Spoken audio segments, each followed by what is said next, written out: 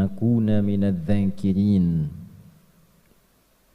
فنشهد أن لا إله إلا الله وحده لا شريك له ونشهد أن سيدنا ونبينا محمدا عبده ورسوله الذي لا نبي بعده اللهم صل وسلم وبارك على هذا النبي الكريم الرسول الأمين نبينا وسيدنا محمد وعلى آله وصحبه وذرياته وأمته إلى يوم الدين أما بعد فيا عباد الله أحباب الله وأحباب رسوله صلى الله عليه وسلم أوصي نفسي وإياكم بتقوى الله فقد فاز المتقون فلا تموتن إلا وأنتم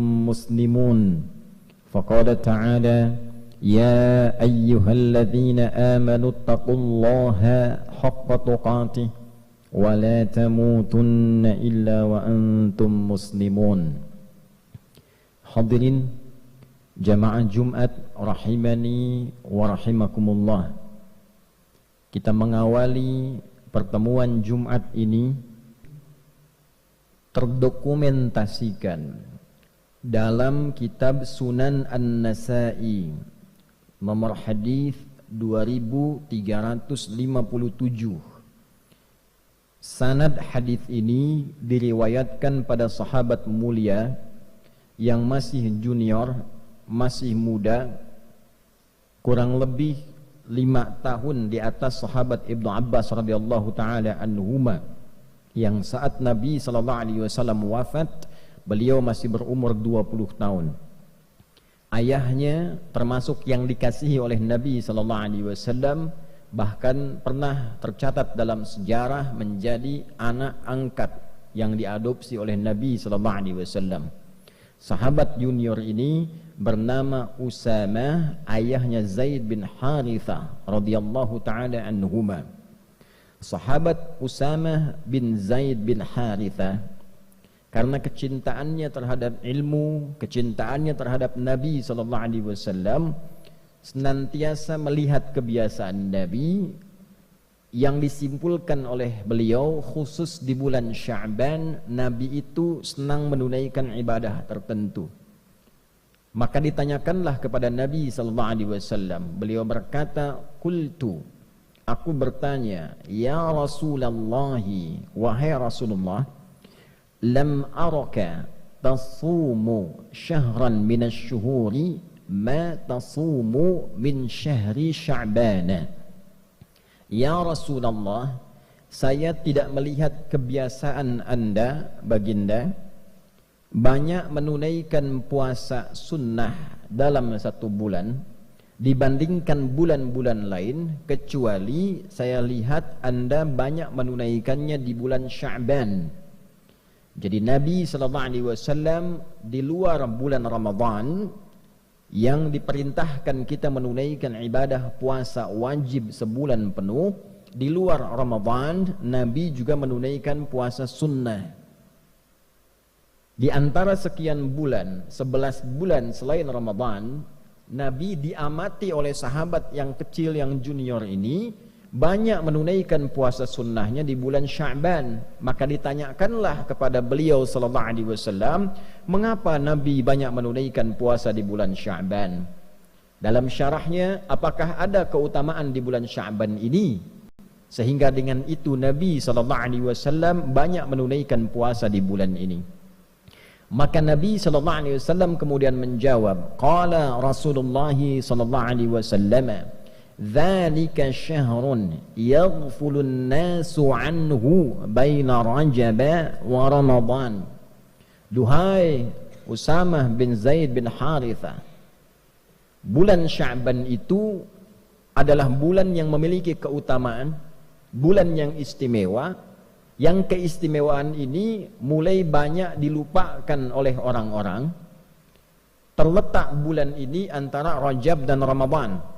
Dalam syarah hadis ini diantaranya disebutkan Di antara makna Nabi menyebutkan Rajab dan Ramadan untuk memberikan kesan bahwa banyak orang Islam itu memberikan perhatian yang luas pada bulan Rajab, memperingati Isra dan Mi'raj, menggali lagi keutamaannya, belajar tentang keutamaan perjalanan Nabi SAW dari Isra kemudian Mi'raj, dituntaskan dengan hikmahnya.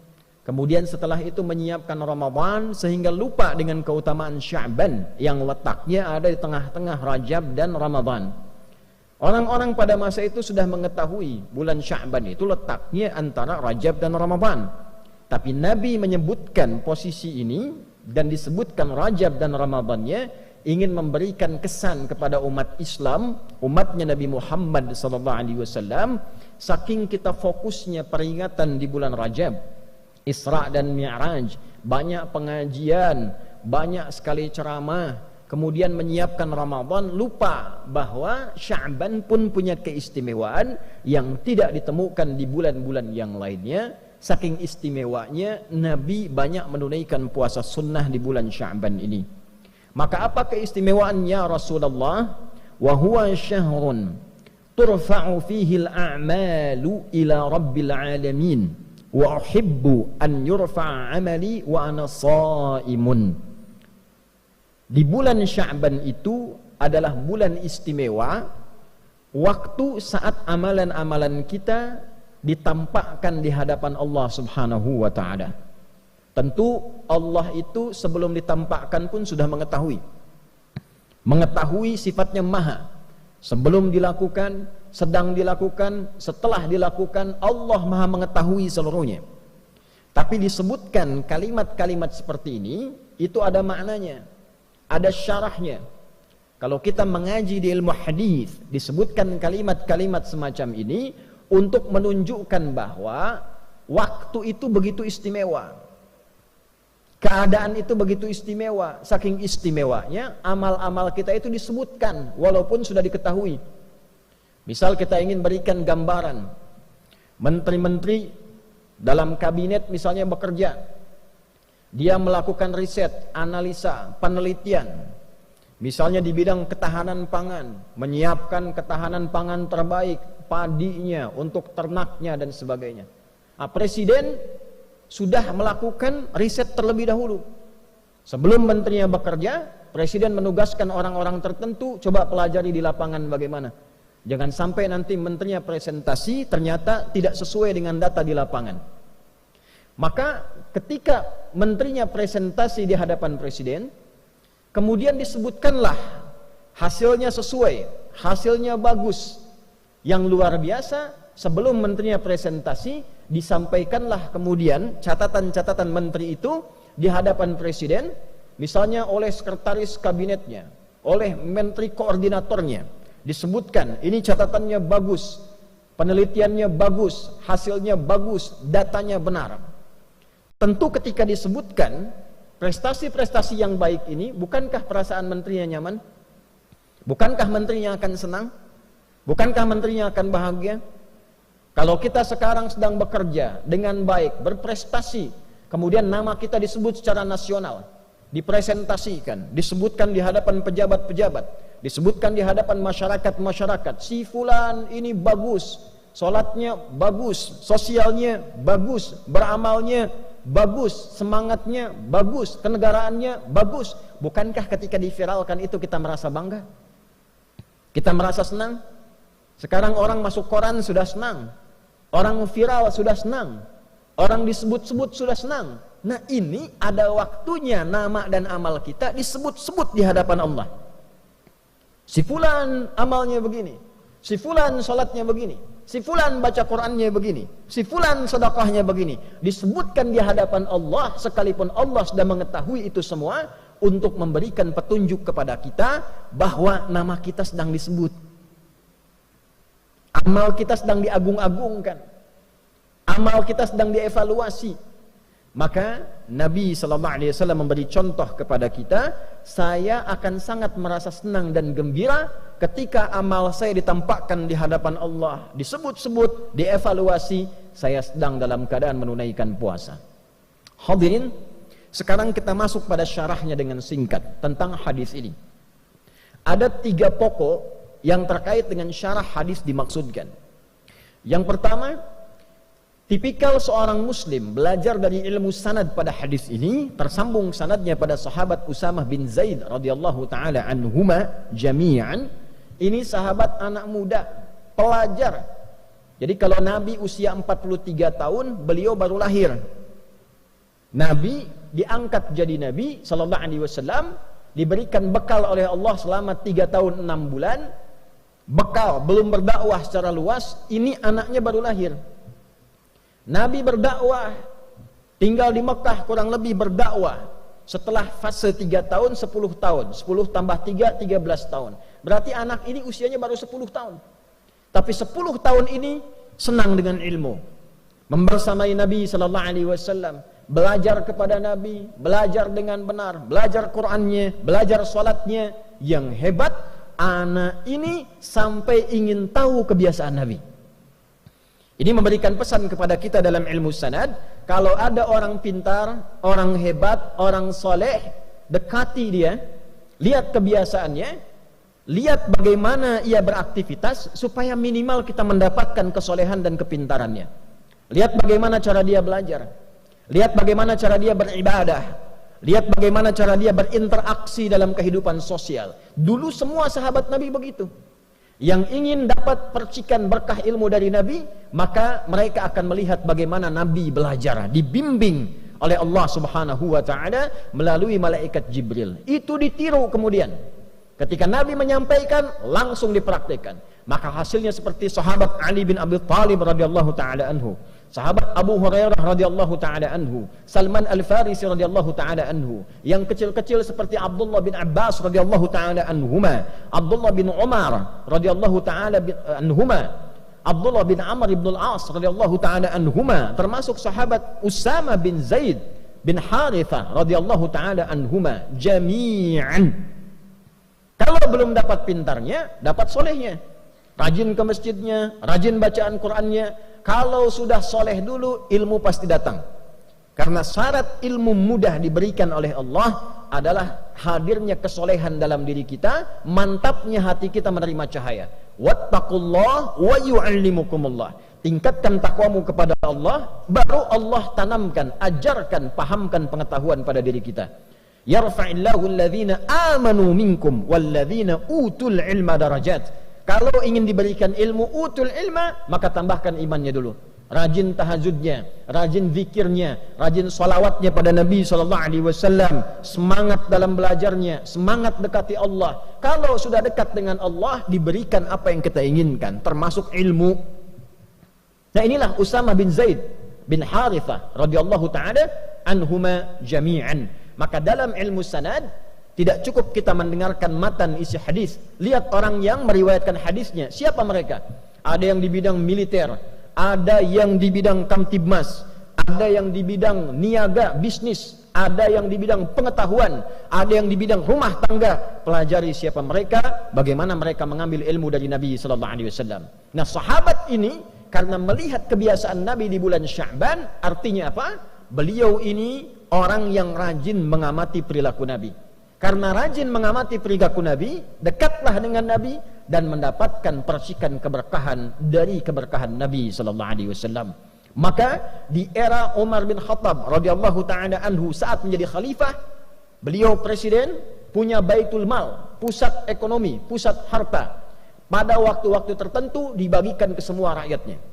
Jadi beliau melihat potensi di wilayahnya, di negara yang dipimpinnya, apa saja sumber dayanya, apa saja yang diolahnya, dikumpulkan di pusat kumpulan harta namanya Baitul Mal. Setelah itu diberikan kemudian kepada rakyatnya secara merata, sesuai dengan porsi, kebutuhan dan keutamaannya. Setiap bulan semua rakyat dapat santunan, yang belum bisa kerja dapat modal, dapat bimbingan, yang yatim dirawat, yang kehilangan suami dirawat juga, negara hadir membersamai. Satu kali anaknya Umar bin Khattab radhiyallahu taala anhu mendapat bagian. Ketika dibagikan, setelah itu Usamah bin Zaid dapat bagian juga. Ternyata bagiannya Usamah bin Zaid itu 2 kali lipat dari anaknya Umar bin Khattab, yaitu Abdullah bin Umar bin Khattab radhiyallahu taala anhuma. anak presiden dapat bagian Baitul Mal, ya, karena presidennya juga tidak tampil dengan kekayaan, hidupnya sederhana. Walaupun orangnya jenius, pintar, hidupnya sederhana, rumahnya sederhana, anaknya pakai baju banyak tambalan dalam bajunya. Dapat santunan dari negara untuk menunjukkan negara hadir dengan porsi yang sama. Walaupun anak presiden, rakyat juga. Walaupun anak seorang pemimpin, sama dengan rakyat juga. Bajunya sama, tertawa bersama, duka bersama. Tapi ternyata ada anak lain yang bukan anak presiden, porsinya mendapatkan 2 kali lipat dari anak presiden. Ini menarik. Maka anaknya bertanya kepada bapaknya yang presiden, "Wahai ayahanda, kenapa Usama mendapatkan bagian lebih daripada saya 2 kali lipat?" Maka kata Umar bin Khattab radhiyallahu ta'ala anhu, karena Usama bin Zaid itu lebih dekat hubungannya dengan Nabi, lebih dicintai oleh Nabi. Artinya apa? Nabi lebih mengetahui keadaan Usama dibandingkan dengan anaknya Umar. Porsi kebutuhannya, kehidupannya bagaimana, lebih dicintai oleh Nabi. Dan bapaknya Usama lebih dekat kepada Nabi dan lebih dicintai oleh Nabi dari bapakmu. Bayangkan, Umar bin Khattab, seorang pemimpin, beliau jadi presiden di era itu, mengatakan pada anaknya, bapaknya Usama lebih dicintai dan dekat dengan Nabi. Usamahnya lebih dicintai dan dekat dengan Nabi dibandingkan dengan engkau dan dibandingkan dengan bapakmu. Artinya apa? Persahabatan begitu erat, persahabatan begitu mulia. Usama sudah tidak ada bapaknya, diperhatikan oleh Umar melebihi anaknya sendiri karena ia punya beban kehidupan di atas beban anaknya. Itulah ilmu sanad. Jadi intinya kalau kita memperhatikan dengan baik, belajar dengan baik, ikut orang soleh dan pintar, maka kita akan dapatkan keberkahannya. Yang kedua, hadirin dengan cepat, di dalam hadis ini juga menyampaikan keutamaan bulan Sya'ban. Sekarang kita masih di tanggal 8. Kurang lebih ada 2 pekan lebih. Masih ada 12 atau bahkan 21 hari ke depan. 21 hari masih ada keutamaannya. Setiap harinya, nanti di pertengahan bahkan malamnya, seluruh amal kita di bulan ini dibentangkan oleh malaikat, dibacakan, ditampilkan, disampaikan di hadapan Allah Subhanahu wa taala. Jadi malaikat membacakan, si fulan, ya Allah, hamba-Mu baca Al-Quran di hari ini. Si fulan berzikir, si fulan salawat pada Nabi Muhammad sallallahu alaihi wasallam. Si fulan meningkatkan bacaan Al-Qurannya. Maka dari itu kita siapkan dengan semangat di bulan Sya'ban ini, siapkan amalannya, siapkan peningkatannya, siapkan semangatnya, karena nama dan amalan kita disebut-sebut di bulan ini. Yang ketiga, Nabi mengajarkan kurikulum persiapan Ramadan di bulan Sya'ban. Ayat puasa turunnya bukan di bulan Ramadan. Ayat puasa turun di bulan Sya'ban di tahun kedua Hijrah. Ulama kemudian menyimpulkan mengapa turun di bulan Sya'ban sebagai persiapan bagi umat Nabi Muhammad sebelum masuk ke bulan Ramadan yang lebih istimewa daripada bulan Sya'ban. Karena Ramadan istimewa. Ramadan siang malamnya ada ampunan, siang malamnya ada rahmat, siang malamnya disebut-sebut kita, siang malamnya diberi peluang dibebaskan dari neraka. Lebih istimewa dari Sya'ban. Karena itulah Sya'ban kita berlatih menyiapkan diri untuk sampai ke bulan Ramadan. Apa latihan terbaiknya? Menunaikan puasa. Supaya saat Ramadan tidak kaget puasa sebulan penuh. Maka kita perbanyak puasa di bulan Sya'ban ini. Yang sudah Senin dan Kamis, Senin puasa, Selasa istirahat, Rabu puasa lagi, Kamis puasa, Jumat istirahat, Sabtu bisa istirahat, Ahad bisa istirahat. Perbanyak, yang penting perbanyak. Senin puasa lagi. Yang sudah terbiasa nanti Ayyamul Bid, Senin Kamis tambah puasa Daud. Senin puasa, Selasa istirahat, Rabu puasa, Kamis istirahat, Jumat puasa, demikian sebelum sampai ke bulan Ramadan. Kalau sudah begitu, fisik kita terbiasa, masuk Ramadan siap sebulan penuh, kita sudah terbiasa beramal, siapkan kurikulum dari sekarang. Berapa banyak yang akan dibaca di bulan Ramadan? Berapa kali khatam? Berapa banyak infak? Berapa banyak kita salawat? Siapkan dari sekarang supaya Ramadan kita sudah tangguh menghadapi bulan-bulan, hari-hari, waktu-waktu, malam-malam yang penuh dengan keistimewaan di sisi Allah Subhanahu wa taala. Itulah keutamaan bulan Sya'ban. Semoga kita dilindungi, diberikan hidayah, diberikan taufik oleh Allah Subhanahu wa taala untuk mau meningkatkan amal di bulan Sya'ban ini. Insyaallah pekan depan masuk insyaallah ke nisfu Sya'ban. Maka khususnya di malamnya perbanyak ibadah kepada Allah, perbanyak solatnya, perbanyak istighfar, perbanyak baca Al-Quran, dan semoga sesuai hadis Nabi SAW yang sahih, di malam pertengahan Sya'ban, nisfu Sya'ban, Allah menelisik ke dalam sampai ke hati kita. Maka orang-orang yang memohon ampun diampuni dosanya oleh Allah Subhanahu wa taala, kecuali orang yang masih ada iri hati, permusuhan di dalam jiwanya yang paling dalam. Barakallahu li wa lakum fil Qur'anil azim, wa nafa'ani wa iyyakum bima fihi minal ayati wa dzikril hakim, wa taqabbala minni wa minkum tilawatahu innahu huwas sami'ul alim. Ud'ullaha yastajib lana wa lakum jami'an.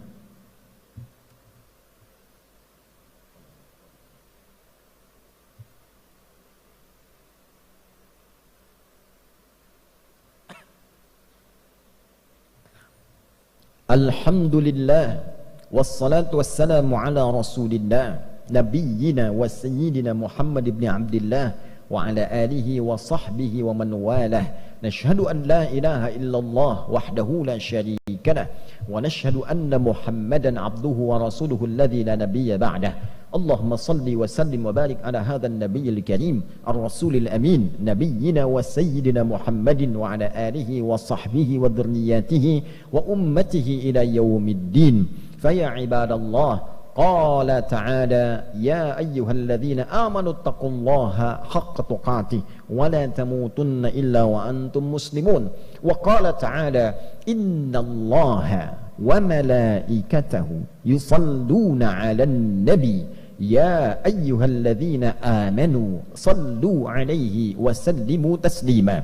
Allahumma salli wa sallim wa barik ala hadzal nabiyil karim ar-rasulil amin nabiyyina Muhammadin wa ala alihi wa sahbihi ajma'in. Rabbana la tada' lana fi maqamina hadza wa fi kulli maqamin dhanban illa ghafartah ولا هما إلا فرجته ولا دينا إلا قضيته ولا مريضا إلا شفيته ولا عاسرا إلا يسرته ولا حاجة من حوائج الدنيا والآخرة فيها لك رضا وفيها لنا الصلاح إلا قضيتها يا أرحم الراحمين. Ya Allah, jika ada pendosa di Jumat ini ampuni dosanya. Jika ada yang sakit mohon angkat dan sembuhkan penyakitnya. Jika ada yang mengalami kesulitan mohon angkat dan hilangkan kesulitannya. Jika ada yang tengah gelisah mohon tenangkan hatinya. Jika ada yang sampai Jumat ini diliputi utang piutang, limpahkan luasan rizki kepadanya untuk melunasi utang-utangnya. Allahumma barik hadzal makan wa hadzal ma'had ma'had mira ya arhamar rahimin tamamal mubarakah kama barakta kullal amakinil qadima wal haliya wal mutaqaddima ya arhamar rahimin. Ya Allah, anugerahkan keberkahan kepada pesantren ini, pesantren Mira, dan seluruh tempat-tempat yang baik yang pernah Engkau berkahi di muka bumi ini. Allahumma hafadz biladana Indonesia waj'alha baldatan thayyibatan wa anta tardaha. Ya Allah, mohon negeri kami Indonesia dijaga ya Allah. Jagalah negeri kami ini, jadikan negeri kami negeri yang makmur, negeri yang baik yang Engkau ridai. Allahumma hafadz umara'aha wa ru'asa'aha waj'alhum ya Allah minal 'udala liyukhaffifu hisabahum yaumal qiyamah. Ya Allah, mohon jaga para pemimpin kami dari level atas sampai yang bawahnya. Sehatkan mereka, kuatkan mereka, bimbing mereka agar bersikap adil dan baik dalam menjalani kepemimpinan untuk meringankan hisab mereka di akhirat kelak. Allahumma hafadz ulama'ana waj'alhum mukhlashina lakad-din. Ya Allah, mohon jaga para ulama kami, ikhlaskan mereka dalam berdakwah, berikan kemampuan mencerahkan umat, jauhkan dari perpecahan ya arhamar rahimin. Allahumma yassir lana wa la tu'assir alaina waj'alna hamalatal Qur'anil karim waj'alil Qur'ana sahiban lana fid dunya wa syafi'an lana fil akhirati ya arhamar rahimin. Ya Allah, jadikan kami semua termasuk ahli-ahli Al-Quran, terutama ya Allah keluarga besar pesantren ini jadikan termasuk ahli Al-Quran. Jadikan ya Allah Al-Quran sebagai teman kami di dunia, syafaat bagi kami di akhirat, cahaya bagi kami di alam kubur kami ya arhamar rahimin. Allahumma ashtaqna bi rasulillahi sallallahu alaihi wasallam la tahrimna al-liqa ma'al mustafa sallallahu alaihi wasallam yawmal qiyamati fi jannatikal firdausil a'la ya arhamar rahimin. Ya Allah, anugerahkan ya Allah dari kerinduan kami kepada Nabi Muhammad sallallahu alaihi wasallam kesempatan untuk berjumpa dengan beliau, kesempatan ya Allah untuk bersua dengan beliau, kesempatan untuk tinggal di surga Firdaus dan bersamai oleh Rasulullah sallallahu alaihi wasallam. Rabbana atina fid dunya hasanah wa fil akhirati hasanah wa qina adzaban nar bi fadlika subhana rabbika rabbil izzati amma yasifun wa salamun alal mursalin wa akhiru da'wana anil hamdulillahi rabbil alamin. Ibadallah, innallaha ya'muru bil 'adli wal ihsan wa ita'i dzil qurba wa yanha 'anil fahsya'i wal munkari wal baghi ya'idzukum la'allakum tadhakkarun wa la dzikrullahi akbar wallahu ya'lamu ma tasna'un aqimus shalah yarhamukumullah.